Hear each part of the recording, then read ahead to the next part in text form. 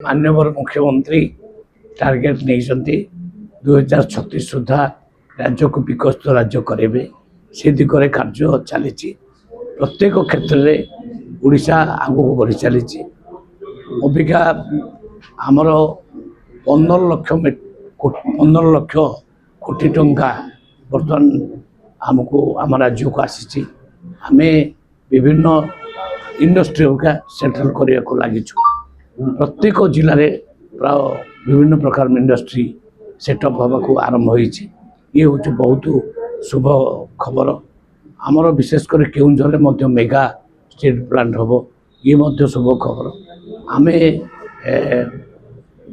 निश्चित भाव आम ओडिशा को आगू बढ़ाई साइंस एंड टेक्नोलोजी आगू बढ़ेबू ओडिशा रे साइंस सिटी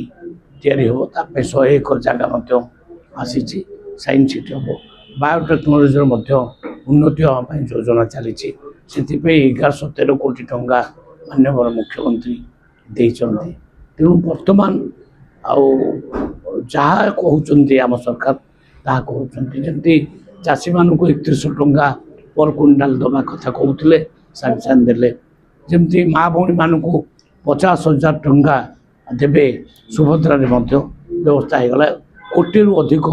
माँ भौणी मैंने से पैसा पाइबा आरंभ कर तेणु विकसित राज्य करे किसी असुविधा ना भावुँ 2024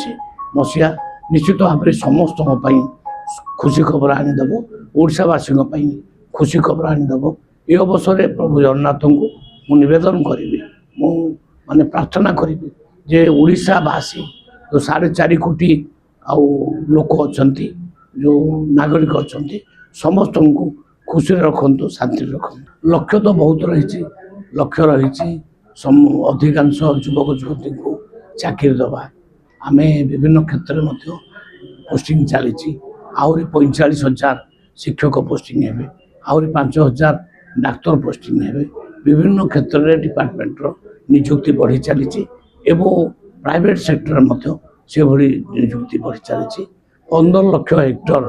जमी को जलसेचन करने आम योजना अच्छी तेणु सबू दिगरे ऑलराउंड डेवलपमेंट करने आम सरकार लगी ओडिशा रे सर नुआ फर्द जोड़ी हला नुआ सीएस माने महिला सीएस को ओडिशा देखिला अनुगर्ग दायित्व नै भल अफसर से जने